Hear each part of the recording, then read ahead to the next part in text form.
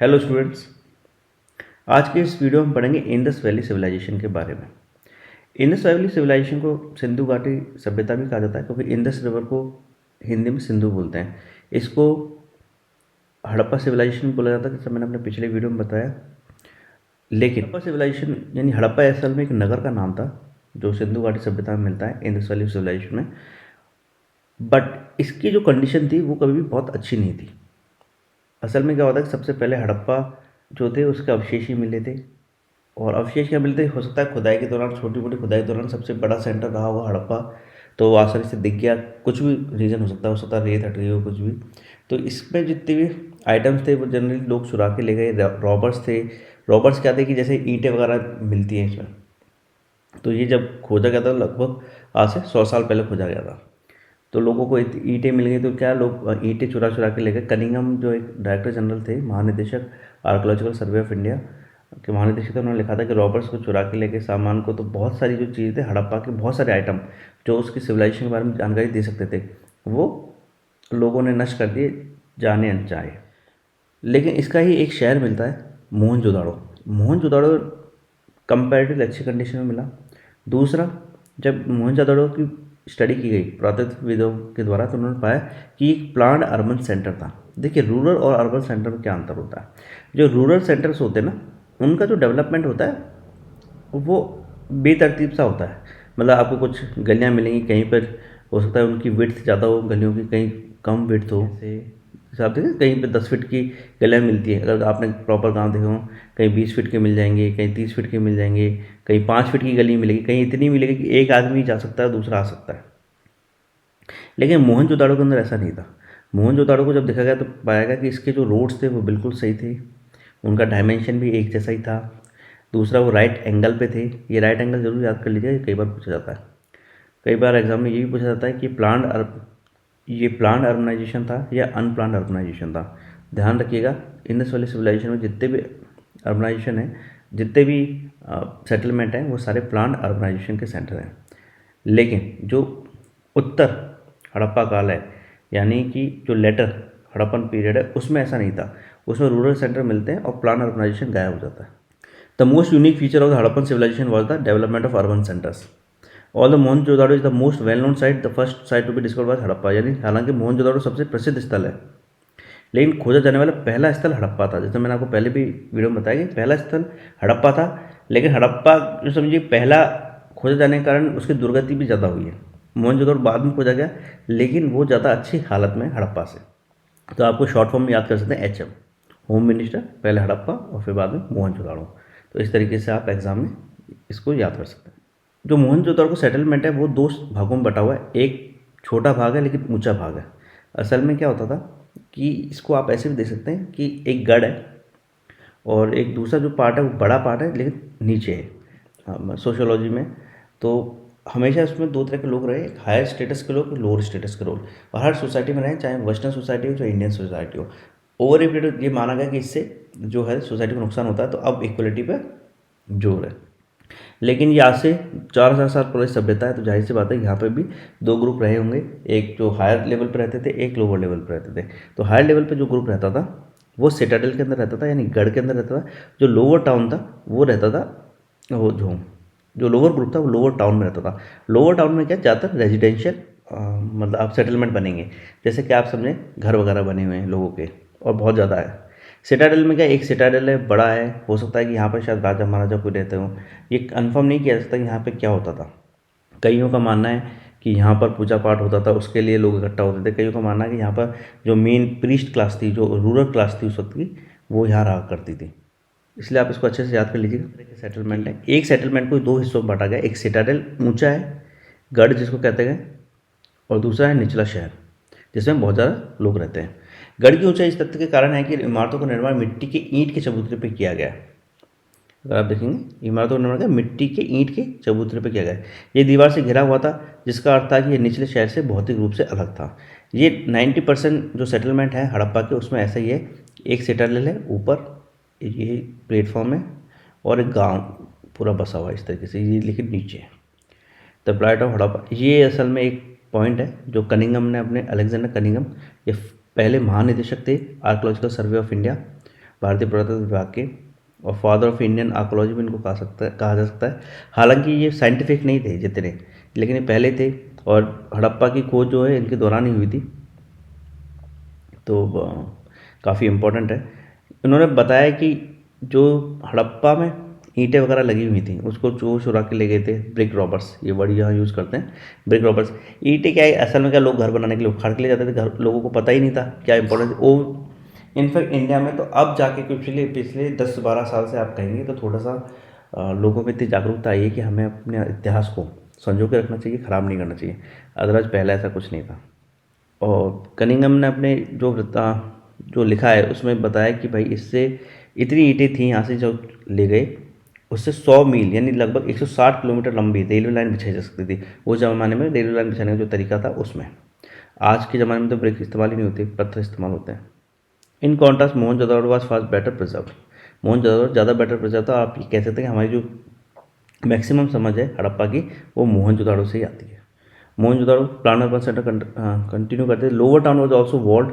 इसमें क्या था, जैसे सिटाडेल था जो कि एक प्लेटफॉर्म पर बना हुआ था, ये लोअर टाउन था, है ना, लेकिन चारों तरफ से दीवार से घिरा हुआ था, ऐसे वॉल्ड थे। वॉल्ड का मतलब ये था, जाहिर सी बात है, कि प्रोटेक्शन की कोशिश की गई थी कि बाहर से लोग आते हैं तो वो हमला डायरेक्ट ना कर पाए लोगों पर। तो इस तरीके से ये यहाँ पर पूरी बाउंड्री वगैरह बनाई गई थी। Several buildings were built on the platforms which served as foundation. Just to put the foundation in place, it would have required 4 million person days. अगर इसकी फाउंडेशन की बात की जाए तो लगभग अगर एक आदमी कोशिश करेगा तो उसको 40 लाख दिन लगेंगे। तो आप समझिए इस पर कितना बड़ा लेबर मूवमेंट हुआ होगा, कितने लोग इन्वॉल्व रहेंगे। तो ये छोटा मोटा शहर नहीं था। निचला शहर भी 4 दीवार से घिरा हुआ था।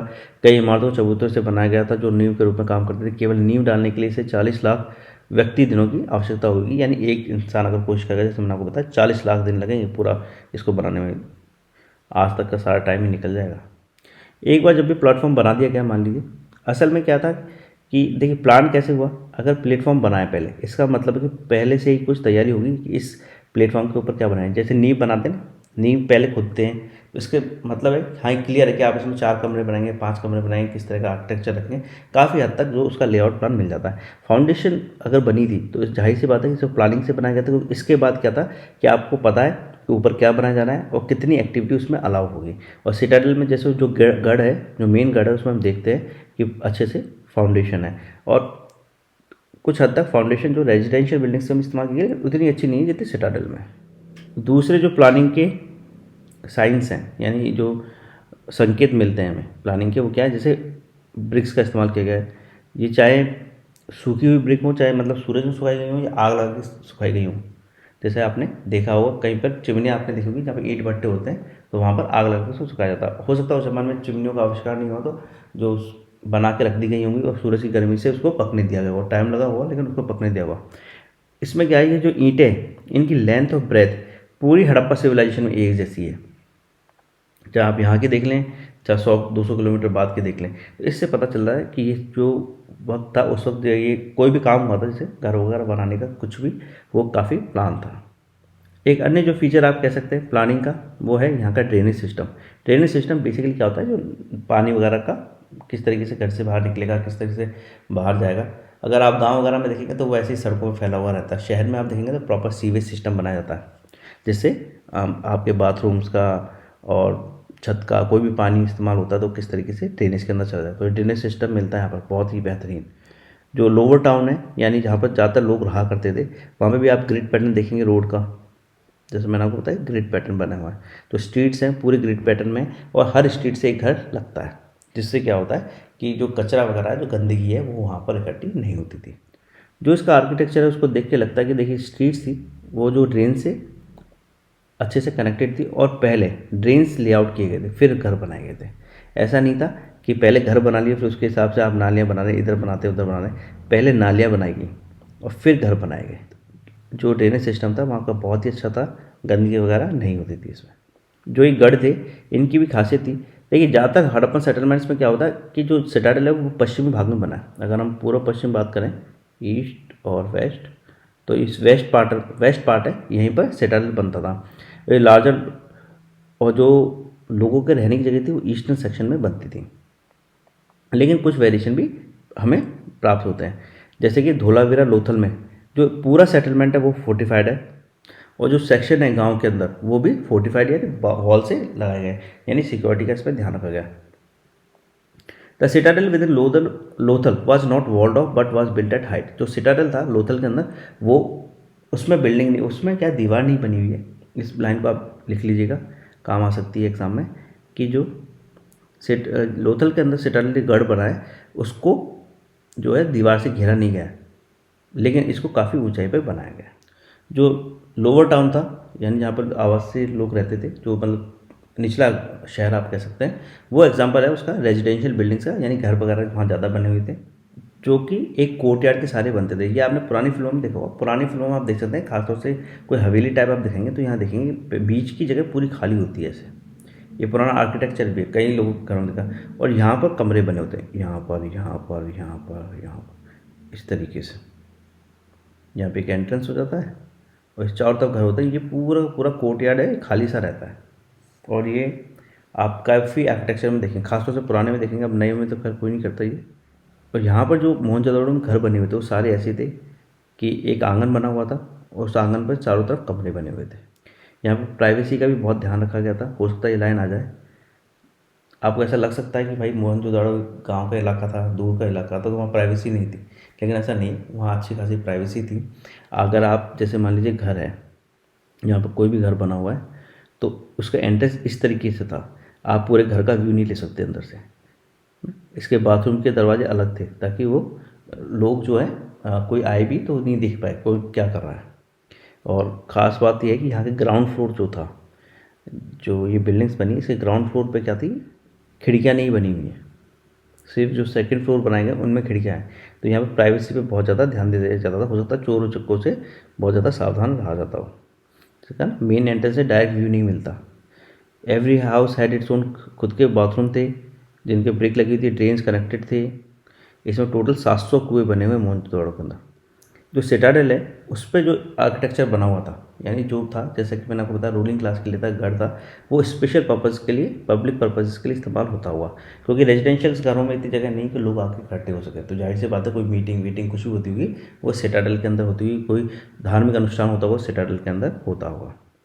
यहाँ पे एक वेयर हाउस है, massive structure of which the lower brick portion remains while the upper portion probably would decade long ago. The great bath, जो मोहनजोदड़ो में एक वेयर हाउस भी हमें मिलता है, एक ग्रेट बाथ भी मिलती है, वेयर हाउस लिख लीजिएगा, और ख़ासतौर से ग्रेट बाथ। ग्रेट बाथ क्या है, असल में एक बहुत बड़ा एरिया था और जहाँ पानी की बहुत जगह थी, तो ऐसा माना जाता है कि यहाँ पर लोग नंबर में यहाँ लोग आते होंगे बहुत तादाद में, और यहाँ के नहाते वाते होंगे। Great bath was a rectangular tank, इसमें दो तरफ, इसमें ये आर्किटेक्चर है, पढ़ना चाहते हो पढ़ लीजिए कि ग्रेट बाथ कैसा था, रेक्टेंगुलर था, स्क्वायर नहीं था।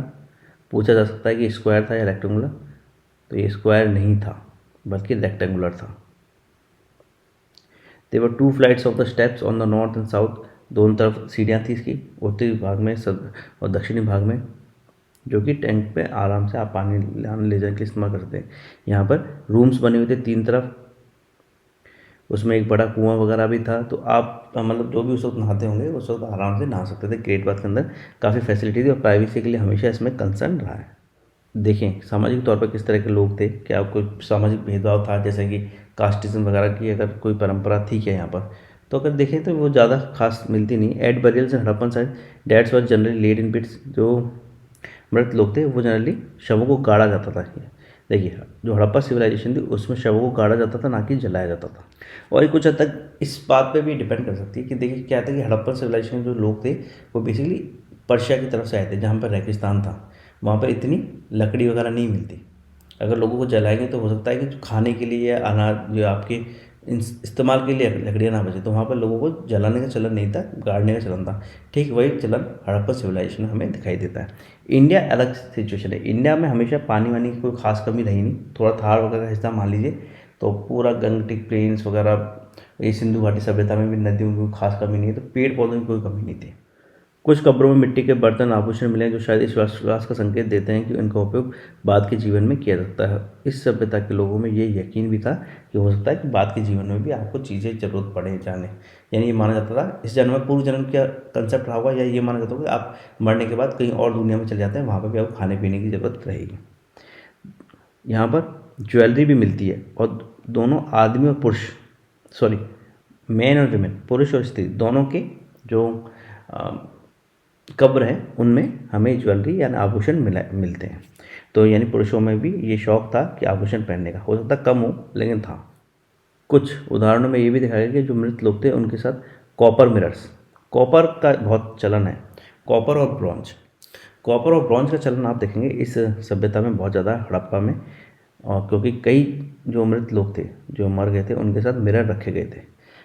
बट लार्जली हम देख सकते हैं, क्योंकि क्या है कि ज़्यादातर सभ्यता में जो भी लोग, जो भी कब्रगाहें मिली हैं इसमें इसमें ऐसा नहीं कि बहुत कोई महंगे आइटम रखे हैं, तो ज़्यादा महंगे आइटम गाड़ने की परंपरा नहीं थी। जैसे कि हम देखते हैं इजिप्ट के अंदर, मिस्र के अंदर देखते हैं, जहाँ पर फ़राओ वगैरह जब उनको दफनाया जाता था उनके साथ सोने के आभूषण, पूरे सोने की पता नहीं क्या क्या दफना देते थे। ऐसी परंपरा जो है वो हड़प्पन सिविलाइजेशन में हमें नहीं मिलती।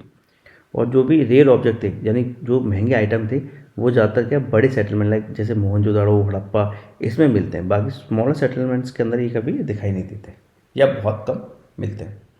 जैसे एक मिनिएचर पोर्ट ऑफ फाइंस है, इत्र की बोतल को रखने जाने वाला एक मिट्टी के छोटा बर्तन, ये सिर्फ आपको मोहनजोदाड़ो वगैरह में मिलेगा या हड़प्पा में मिलेगा। जो छोटे सेटलमेंट है जैसे कालीबंगा, इसके अंदर ये नहीं मिलता। तो जितने वैल्यूएबल आइटम थे वो ज़्यादातर बड़े एरिया में जैसे हड़प्पा, मोहनजोदाड़ो में कंसंट्रेटेड थे। उनको जो आदमी मृत हो जाता था उनके साथ नहीं दफनाया जाता था, जैसा कि हम इजिप्ट वगैरह में देखते हैं। Chanhudaro is a tiny settlement less than 7 hectare, Mohenjodaro 125 hectare. अगर देखें तो जैसे चानुदाड़ो में भी आपको कुछ वैल्यूबल आइटम नहीं मिलेंगे, तो एक छोटा सेटलमेंट था, छोटी बस्ती थी 7 हेक्टेयर की, 7 एकड़ की। मोहनजोदाड़ो 125 एकड़ का था। तो इससे पता चलता है कितना बड़ा था। हड़प्पा भी लगभग इसी बराबर का था। तो आप ये एरिया जरूर याद कर लीजिएगा, हो सकता है एग्जाम में आ जाए। यहाँ पर बीड्स बनाने के लिए इस्तेमाल होते थे variety of material, stones like carnelian, jasper, crystal, quartz, steatite, metal like copper, bronze, coal, shell, faience, terracotta, burnt clay वगैरह इसका इसमें इस्तेमाल हुआ है। जो स्टेटाइट माइक्रो बीड कैसे बनाई जाती थी, यानी अगर आप देखें मन के सेल खड़ी के सूक्ष्म मन के, इसमें मनकों का आप फोटो देख सकते हैं। तो छोटे छोटे मन के बनाए जाते थे, लेकिन कैसे बनाए जाते थे इसके बारे में जो अभी साइंटिस्ट हैं या आर्कोलॉजिस्ट हैं वो पता नहीं लगा पाए, क्योंकि उसका जो आर्ट है वो बहुत ही डेलिकेट आर्ट है। आप देखेंगे जैसे नागेश्वर बालाकोट सेटलमेंट है वो क्या है, तट के नज़दीक है। तो these were specialise centres for making shell objects. यहाँ पर जो थे शंख के जो प्रोडक्ट्स थे वो ज़्यादा बनते थे, क्योंकि ये जाहिर सी बात है जो समुद्र के किनारे रहेंगे वहाँ पर शेल के जो शंखों से बनने वाले या सीपों से बनने वाले प्रोडक्ट ज़्यादा दिखाई देंगे। उसी तरीके से ये भी देखा जाता है कि जैसे होता है कि छोटे शहर से लोग जाते हैं बड़े शहर में सामान बेचने, जैसे छोटे शहर थे जैसे चांदोड़े, लोथल वगैरह से वहाँ पर सामान बेचने के लिए जाते थे लोग, मोहनजोदाड़ो, हड़प्पा वगैरह में। तो ये सब चीज़ें वहाँ पर हैं। तो इससे सोशल डिफरेंसेस का पता चलता है कि जो बड़े सेटलमेंट थे वो वहाँ पर अमीर लोग रहते थे, जो छोटे सेटलमेंट थे वहाँ गरीब लोग रहते थे।